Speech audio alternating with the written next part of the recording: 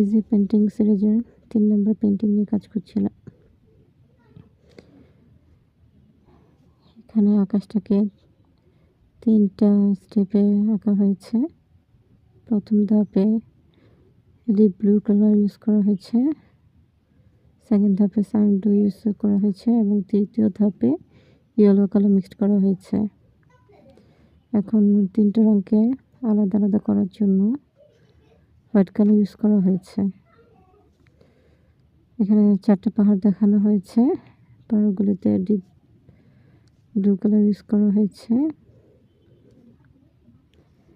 আর কিছু গাছ দেখানো হয়েছে, গাছগুলো ব্ল্যাক কালার দেওয়া হয়েছে এবং পাহাড়ের পাশ ঘেঁষে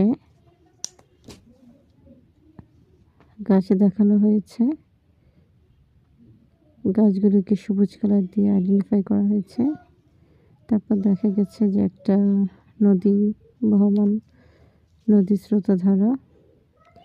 তো এটাকে আমি ব্লু কালার দিয়ে করেছি, মাঝখানে একটু হোয়াইট কালার দিয়েছি। নদীর ধারগুলোতে আমি কিছুটা ব্ল্যাক কালার দিয়েছি। আর রিফ্লেকশন বোঝানোর জন্য কিছুটা ব্ল্যাক কালার ইউজ করা হয়েছে নদীতে। আর দুই পাশে সবুজ বোঝানোর জন্য আমি কালার একটু মিক্সড করে নিয়েছিলাম। কিছুটা অংশ ব্ল্যাক আর গ্রিন কালার মিক্সড করেছি।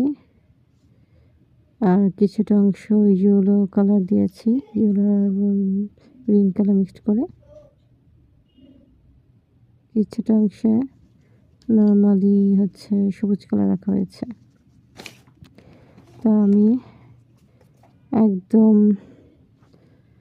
সে গাছের মাঠ ঘেঁষে, প্রান্তর ঘেঁষে কিছুটা ফুল আঁকার চেষ্টা করলাম। ফুলগুলো এখানে রেড কালার দিয়ে চেষ্টা করেছি, কিছু ঘাস এঁকেছি আর সেই সাথে ঘাসের উপরে কিছু সাদা সাদা ফুল এঁকেছি। আর মাঠের চারপাশে কিছুটা হোয়াইট কালার দিয়ে আইডেন্টিফাই করার চেষ্টা করেছি। আকাশে কিন্তু মেঘ ছিল, তো আকাশটাকে বোঝানোর জন্য সাদা কালার দিয়েছি।